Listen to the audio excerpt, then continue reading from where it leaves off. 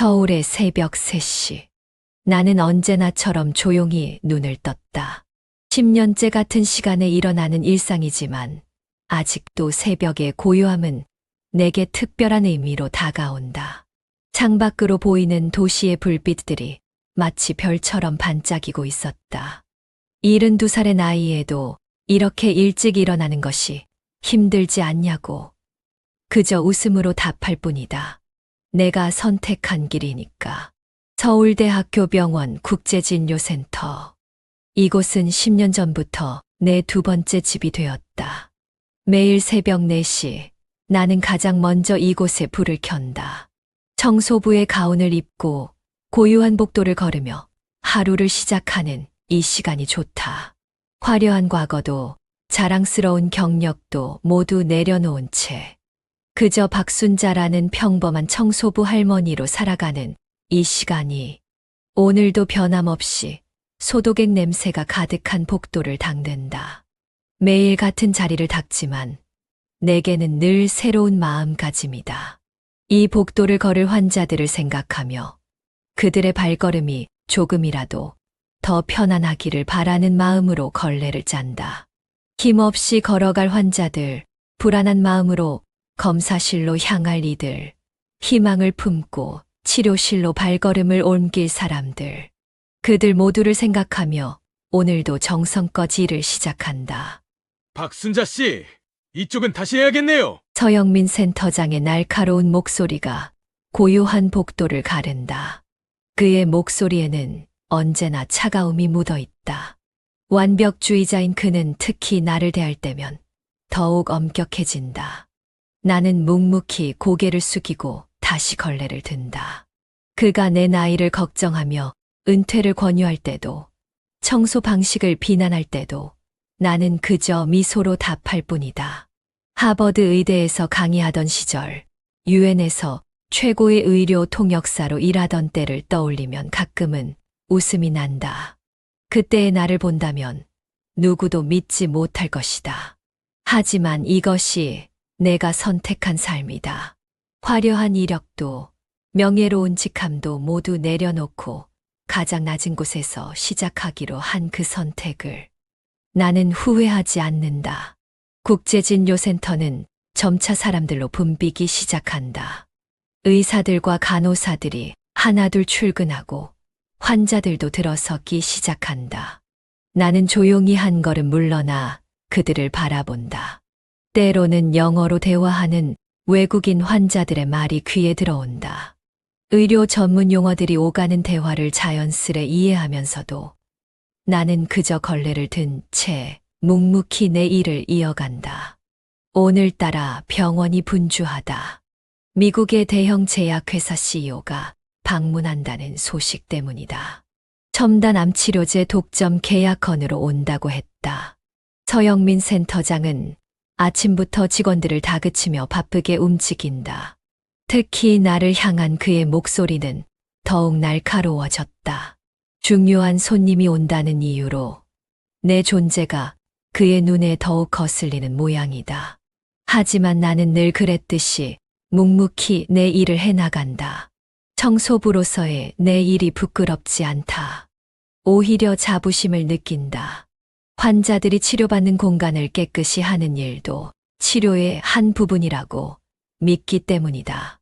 내가 닦은 바닥을 밟고 걸어가는 환자들의 발걸음이 조금이라도 가벼워지기를. 내가 닦은 창문으로 들어오는 햇살이 그들에게 희망이 되기를 바라며. 시계는 이제 막 7시를 가리키고 있었다. 오늘도 여느 때와 다름없이 일과를 마무리하려는 그때 예상치 못한 일이 벌어졌다. 급히 걸려온 한 통의 전화가 이 평화로운 아침을 뒤흔들어 놓았다. 국제진료센터의 전문 통역사가 교통사고를 당했다는 소식이었다. 복도 끝에서 그 소식을 전해 듣는 서영민 센터장의 창백해진 얼굴이 보였다. 나는 잠시 걸레질을 멈추고 그를 바라보았다. 30분 후면 미국 제약회사 CEO가 도착한다. 병원의 미래가 걸린 중요한 자리. 그리고 통역사는 없다. 내 가슴 한켠이 묘하게 요동쳤다. 10년간 꼭꼭 숨겨두었던 나의 또 다른 모습이 스멀스멀 고개를 들려는 것을 느꼈다. 서영민 센터장의 발걸음이 점점 더 급해졌다. 그의 목소리에서는 당황스러움이 그대로 묻어났다. 통역사를 구하기 위해 이곳저곳 전화를 거는 모습이 보였다. 하지만 새벽에 병원에서 그것도 의료 전문 통역이 가능한 사람을 구한다는 것은 불가능에 가까웠다. 더구나 첨단 암치료제 계약이라는 전문성이 요구되는 자리였다. 나는 천천히 걸레를 물에 적셔 다시 한번 꼭 짜보았다. 그 익숙한 동작을 하면서도 내 머릿속에서는 수많은 생각들이 스쳐 지나갔다. 하버드에서 암 치료법에 대해 강의하던 순간들, 유엔에서 세계 각국의 의료진들과 나누었던 대화들, 그리고 그 모든 것을 뒤로하고 이곳을 선택했던 그날의 결심까지. 도대체 어떻게 하면 좋겠습니까? 병원의 미래가 걸린 자리입니다. 서영민 센터장의 절박한 목소리가 복도에 울려 퍼졌다. 그의 눈빛에서는 초조함이 그대로 묻어났다. 이 계약이 성사되면 그의 승진도 확실하다는 소문이 있었다. 2년 전부터 의료원장 자리를 노려왔다는 것도 모르는 바는 아니었다. 하지만 그의 차가운 성격과 타인을 배려하지 않는 태도는 늘 그의 발목을 잡았다고 했다. 복도 끝에서 병원장이 급하게 걸어오는 모습이 보였다. 그의 표정 역시 심각해 보였다. 이 계약은 단순한 거래가 아니었다. 한국의 암 치료 발전에 큰 전환점이 될 수 있는 순간이었다. 미국의 최첨단 치료제를 우선적으로 공급받을 수 있다는 것은 수많은 환자들에게 새로운 희망이 될 수 있었다. 내 손이 잠시 멈칫했다. 10년이라는 시간 동안 나는 내 과거를 철저히 감춰왔다. 그것은 단순한 겸손이나 은둔이 아닌 내가 선택한 삶의 방식이었다. 화려했던 과거를 뒤로하고 가장 낮은 곳에서 시작하고 싶었다. 그곳에서 찾을 수 있는 진정한 가치를 알고 싶었다. 하지만 지금 이 순간 내 앞에는 하나의 선택이 놓여 있었다. 계속해서 청소부 할머니로 남을 것인가? 아니면 누군가를 돕기 위해 내 진짜 모습을 드러낼 것인가? 그것은 단순히 나 한 사람의 문제가 아니었다. 이 순간의 선택이 수많은 환자들의 미래와 맞닿아 있다는 것을 알고 있었다. 죄송합니다만 내 목소리가 조심스럽게 울렸다. 평소보다 조금 더 또렷한, 하지만 여전히 겸손함이 묻어나는 그 목소리에 서영민 센터장과 병원장이 동시에 고개를 돌렸다. 제가 한번 해보면 어떨까요? 순간 복도는 믿기지 않는 침묵에 휩싸였다.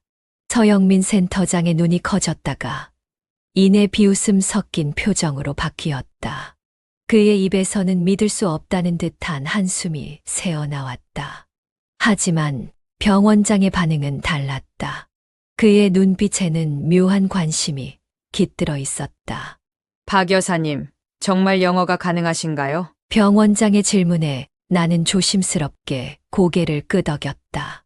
그저 조금은 할 수 있습니다라는 겸손한 대답을 했을 뿐이지만 내 목소리에는 이전과는 다른 무언가가 담겨 있었다. 아마도 그것은 수십 년간 쌓아온 전문성에서 오는 자신감이었을 것이다. 서영민 센터장이 황급히 앞으로 나섰다. 그의 목소리에는 당혹감과 함께 약간의 분노가 섞여 있었다. 청소부 할머니가 이런 중요한 자리에 통역을 맡는다는 것은 그에게는 있을 수 없는 일이었을 것이다. 하지만 시간은 이미 얼마 남지 않았다. 우리에게는 선택의 여지가 없었다. 나는 천천히 걸레를 물통에 넣고 조용히 일어섰다. 10년 동안 구부정하게 바닥만 바라보던 내 등이 처음으로 곧게 펴졌다. 그 순간 내 안에 잠들어 있던 또 다른 나, 유엔 통역사였고 하버드 교수였던 그 박순자가 천천히 눈을 뜨기 시작했다. 병원장의 승인으로 나는 의사 가운으로 갈아입게 되었다. 있었다. 응급실 근처 탈의실에서 청소복을 벗고 하얀 가운을 입는 순간 마치 시간이 거꾸로 흐르는 듯했다. 거울 속에 비친 내 모습은 더 이상 청소부 할머니가 아니었다. 깔끔하게 쪽진 머리에 단정한 차림, 그리고 무엇보다 달라진 것은 내 눈빛이었다. 시계는 어느덧 7시 40분을 가리키고 있었다. 마이클 테일러 CEO가 도착하기까지 불과 20분밖에 남지 않았다. 나는 천천히 심호흡을 하며 회의실로 향했다. 복도를 걸으며 머릿속으로 의학 용어들을 정리했다. 암 치료제의 작용 기전, 임상시험 데이터, 부작용 프로필, 약물 동태학적 특성. 30년 전 하버드에서 가르치던 내용들이 물 흐르듯 떠올랐다. 회의실에 들어서자 모든 시선이 일제히 나에게 꽂혔다. 특히 서영민 센터장의 얼굴은 믿을 수 없다는 표정이었다. 평소 그의 눈에 빛이 나는 그저 나이 든 청소부에 불과했을 테니 지금의 변화는 그에게 큰 충격이었을 것이다. 하지만 지금은 그런 것에 신경 쓸 겨를이 없었다. 테일러 CEO가 도착했습니다. 직원의 다급한 목소리가 회의실을 울렸다. 그리고 몇 초 후 190cm가 넘는 장신의 외국인이 회의실 문을 열고 들어섰다. 마이클 테일러, 세계 최대 제약회사의 수장이자 현대 암 치료의 혁신을 이끌고 있는 인물이었다.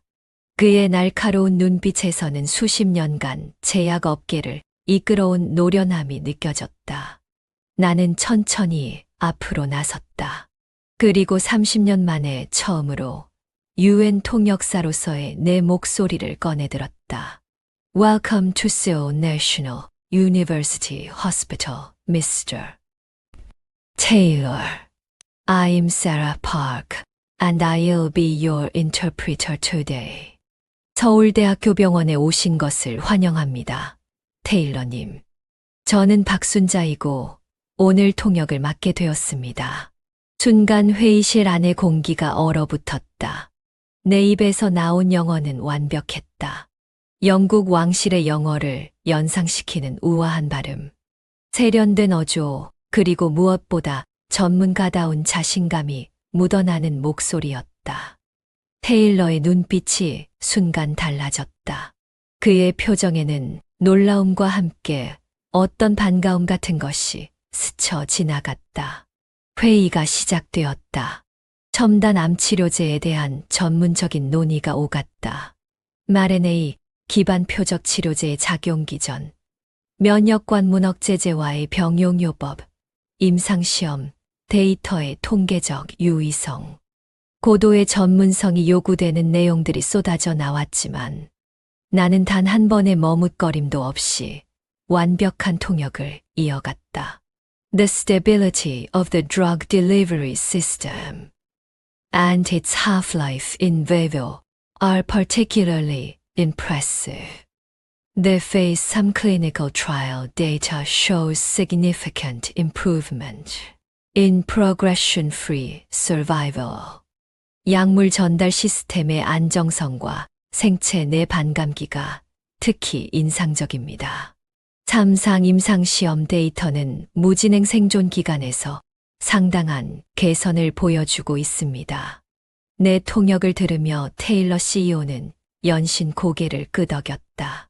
그의 눈빛에는 점점 더 깊은 신뢰가 깃들어갔다. 의학 용어를 전문적으로 다루는 것은 물론 미묘한 뉘앙스까지 정확하게 전달하는 내 능력에 그도 감탄하는 듯했다. 서영민 센터장의 얼굴은 점점 더 창백해져 갔다. 그동안 자신이 얼마나 큰 실수를 저질렀는지 깨닫고 있는 듯했다.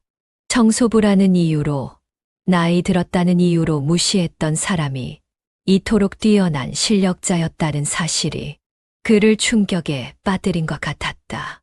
회의가 절정에 달했을 때였다. 테일러 CEO가 문득 나를 유심히 바라보더니 물었다. Excuse me, but weren't you at the WHO Medical Conference in Geneva? 1993. I believe I saw your presentation on innovative cancer treatment approaches. 실례지만 혹시 1993년 제네바 WHO 의학 컨퍼런스에 계시지 않았나요?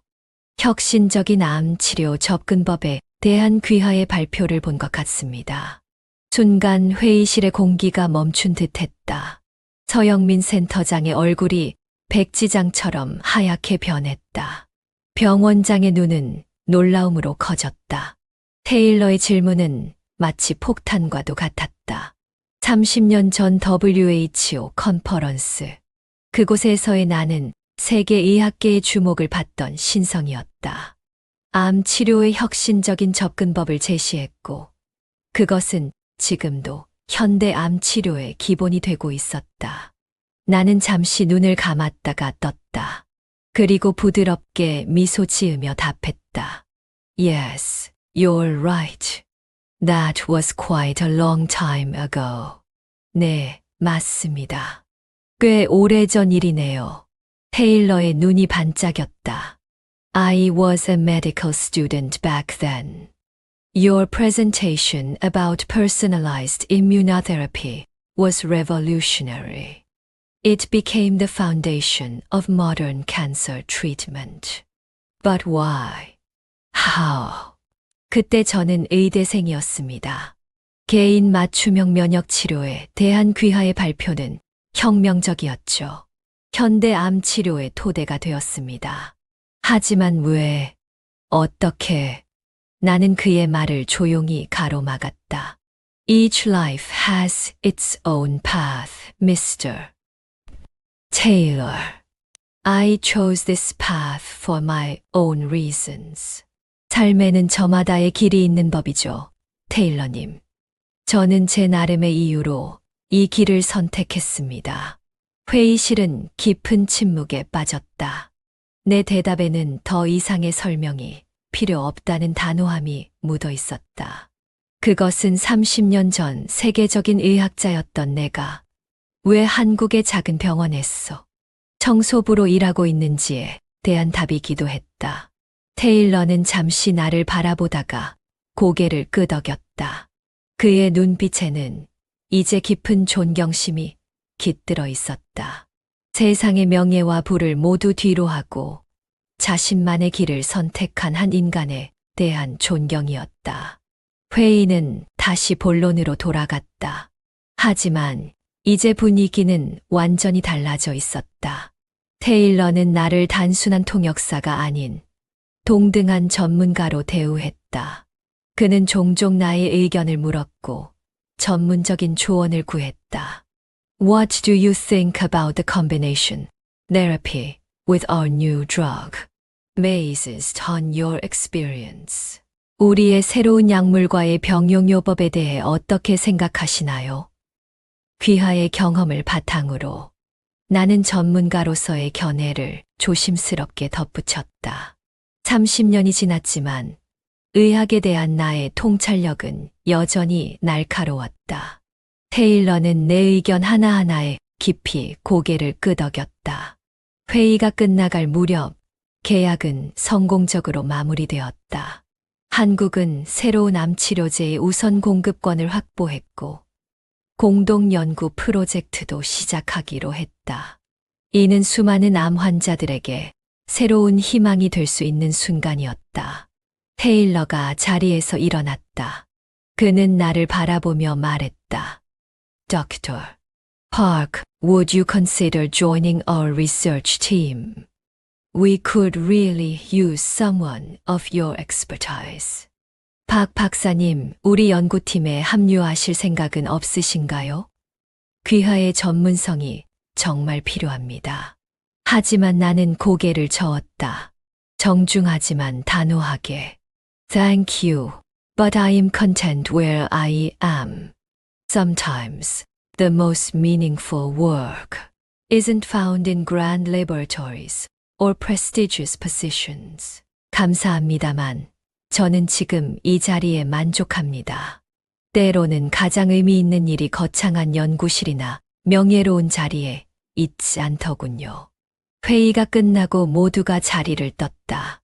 나는 천천히 의사 가운의 단추를 풀었다. 이제 다시 청소부의 옷으로 갈아입어야 할 시간이었다. 하지만 그때 문 밖에서 누군가가 나를 기다리고 있었다. 서영민 센터장이었다.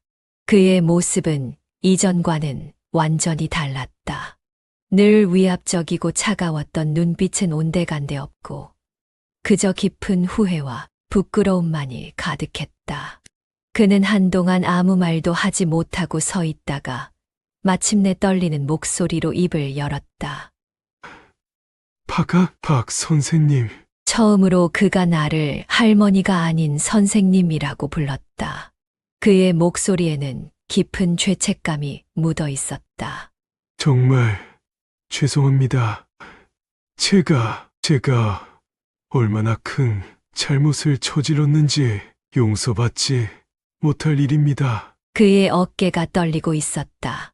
의료원장 자리를 노리던 야망가의 모습은 사라지고 그저 자신의 과오를 깨달은 한 인간의 모습만이 남아 있었다. 나는 잠시 그를 바라보았다. 그의 모습에서 30년 전 나의 모습이 겹쳐 보였다. 명예와 권력을 줬던 시절의 내 모습. 괜찮습니다. 센터장님, 내 목소리는 여전히 부드러웠다. 사람은 누구나 실수를 합니다. 중요한 건 그 실수를 통해 무엇을 배우느냐지요. 그가 천천히 고개를 들어 나를 바라보았다. 그의 눈에는 눈물이 고여 있었다. 어떻게 저를 용서하실 수 있으신가요? 저는 선생님을 나이 든 청소부라고 무시하고 모욕했는데 나는 부드럽게 미소 지었다. 용서는 주는 것이 아니라 함께 자라는 것입니다. 센터장님도 이제 알게 되셨잖아요. 사람의 가치는 그 사람의 직이나 나이가 아닌 마음에서 나온다는 것을. 그의 눈에서 눈물이 떨어졌다. 그것은 단순한 후회의 눈물이 아니었다. 깊은 깨달음의 눈물이었다. 선생님, 제가 이제야 알았습니다. 진정한 품격이 무엇인지, 진정한 의술이 무엇인지, 그동안 저는 그저 겉모습만을 쫓아왔던 거죠. 나는 천천히 의사 가운을 벗었다. 그리고 옷장에서 청소부의 유니폼을 꺼냈다. 이제부터 시작입니다. 센터장님, 오늘을 계기로 새롭게 시작하시는 거예요. 그가 놀란 듯이 나를 바라보았다. 선생님은 다시 청소부 옷을 입으실 건가요? 하지만 이제 모두가 선생님의 진짜 모습을 알게 되었는데, 나는 조용히 청소부 유니폼을 입으며 대답했다. 이것이 바로 제 진짜 모습입니다. 세상의 화려함을 모두 경험하고 스스로 선택한 제 모습이지요. 이 옷을 입고 있을 때 제가 가장 편안하고 가장 제다운 걸 느낍니다. 내 말에 그가 깊이 고개를 숙였다. 그리고 마치 스스로에게 다짐하듯 말했다. 저도 이제부터 배우겠습니다. 선생님께서 보여주신 진정한 품격을, 진정한 겸손을, 그리고 진정한 의료인의 모습을. 한 달이 지났다. 서울대학교 병원 국제진료센터는 완전히 달라져 있었다. 변화의 중심에는 두 사람이 있었다. 수석 통역사이자 여전히 청소부로 일하는 박순자, 그리고 완전히 달라진 모습의 서영민 센터장이었다. 매일 아침 4시, 나는 여전히 가장 먼저 병원 문을 연다. 하지만 이제는 혼자가 아니다. 서영민 센터장도 그 시간에 출근한다. 처음에는 그를 말렸다. 하지만 그의 대답은 단호했다. 선생님께 배우고 싶습니다. 진정한 의료인의 마음가짐을, 그리고 환자를 위하는 진심을. 그렇게 우리는 매일 아침 함께 청소를 한다.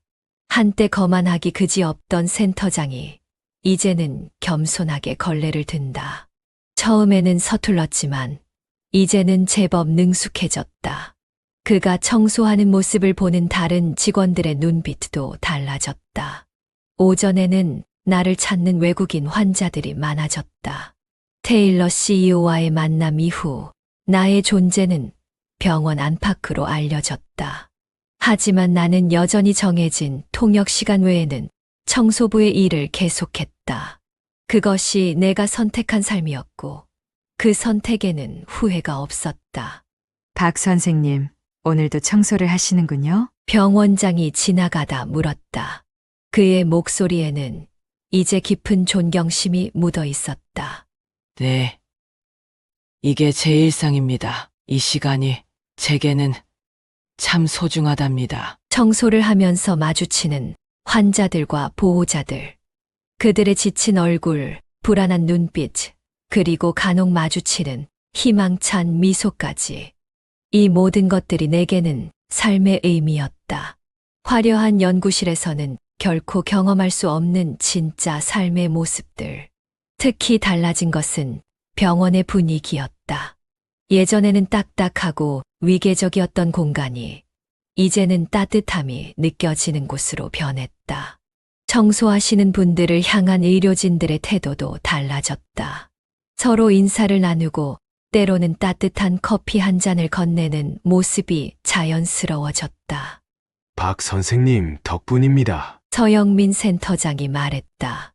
선생님께서 보여주신 진정한 품격이 이 병원을 변화시킨 거죠. 직이고 나이고 모두 내려놓고 그저 환자를 위해 최선을 다하는 모습, 그게 진정한 의술이라는 걸 이제야 깨달았습니다. 나는 그저 미소를 지을 뿐이었다. 하지만 그의 말은 틀리지 않았다. 병원은 분명 변하고 있었다. 의사와 간호사, 청소부와 행정직원 모두가 서로를 존중하고 배려하는 문화가 자리 잡기 시작했다. 젊은 의사들이 종종 나를 찾아왔다. 의학적인 조언을 구하기도 하고, 때로는 인생의 고민을 털어놓기도 했다. 나는 그들에게 이렇게 말했다.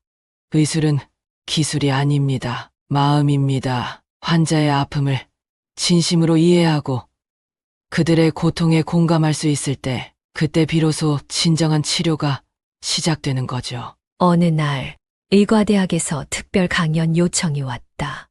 처음에는 고사했지만 젊은 의학도들에게 전하고 싶은 이야기가 있어 수락했다. 강당은 예비 의사들로 가득 찼다. 나는 청소부 유니폼을 입은 채로 단상에 올랐다. 처음에는 의아한 표정이었지만 내가 입을 열자 모두가 숨죽이고 경청했다. 여러분, 저는 지금 이 옷이 가장 편합니다. 세상의 모든 명예를 뒤로하고 이 옷을 선택한 이유를 오늘 여러분과 나누고 싶습니다. 나는 천천히 내 이야기를 풀어나갔다. 하버드에서 가르치던 시절, 유엔에서 활동하던 때의 이야기, 그리고 그 모든 것을 내려놓고 청소부가 되기로 결심한 순간의 이야기까지. 30년 전, 저는 세계적인 학회에서 연구 결과를 발표하고 있었습니다. 그때 한 터미널 청소부 할머니가 쓰러지신 것을 보았죠. 모든 의사들이 그냥 지나쳤습니다. 저도 마찬가지였습니다. 누군가 도와주겠지라는 생각으로 다음날 신문에서 그분이 돌아가셨다는 기사를 보았습니다. 강당은 깊은 정적에 빠졌다. 나는 잠시 눈을 감았다가 다시 열었다. 그날 이후 저는 더 이상 예전의 제가 될 수 없었습니다. 화려한 연구실에서 논문을 쓰는 것보다 아픈 이들 곁에서 그들의 고통을 함께 나누는 것이 진정한 의술이라는 걸 깨달았기 때문입니다. 청중석의 젊은 의사들의 눈빛이 달라지기 시작했다. 그들의 눈에서 깊은 감동과 깨달음이 읽혔다. 의술의 시작은 겸손입니다. 환자의 아픔을 진정으로 이해하려면 우리도 그들의 눈높이에서 세상을 바라볼 수 있어야 합니다. 제가 청소부의 길을 선택한 것은 이것이 제가 찾은 답이었기 때문입니다. 강연이 끝난 후 많은 학생들이 눈물을 흘렸다. 한 학생이 다가와 물었다. 선생님, 그렇게 낮은 자리를 선택하시고 후회하신 적은 없으신가요? 나는 미소를 지으며 대답했다. 후회는 없습니다. 오히려 매 순간이 감사합니다. 새벽에 병실 바닥을 닦으면서 만나는 환자들의 표정, 그들과 나누는 짧은 대화, 그리고 그 속에서 발견하는 작은 희망들, 이것이야말로 제가 찾던 진정한 의술이었으니까요. 그날 이후 병원에는 작은 변화들이 일어났다. 젊은 의사들이 퇴근 후에 병실 청소를 돕기 시작했고, 환자들과 더 많은 대화를 나누려 노력했다. 그들은 이제 의술이란 단순히 병을 고치는 것이 아니라 환자의 마음까지 어루만지는 것임을 이해하기 시작했다. 1년이 지났다. 서울대학교 병원은 크게 변했다. 의사, 간호사, 청소부, 행정직원 할 것 없이 모두가 서로를 존중하는 문화가 자리 잡았다.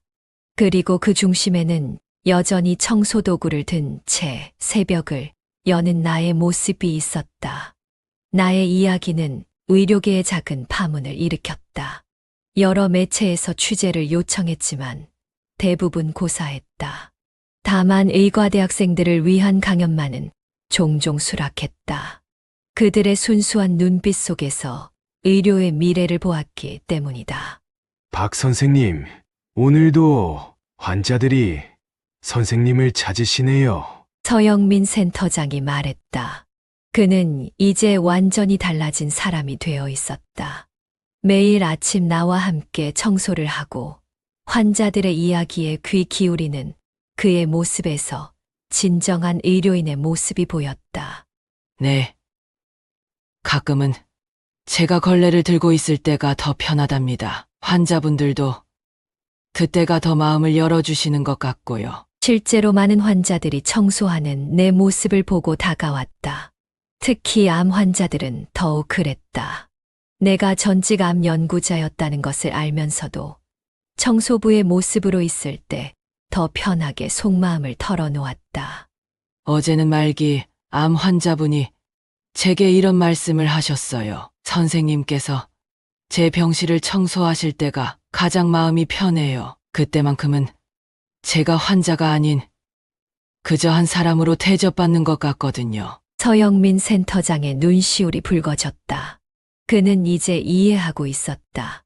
내가 왜 이 길을 선택했는지, 그리고 그 선택이 얼마나 의미 있는 것이었는지를. 국제진료센터는 이제 세계적인 주목을 받고 있었다.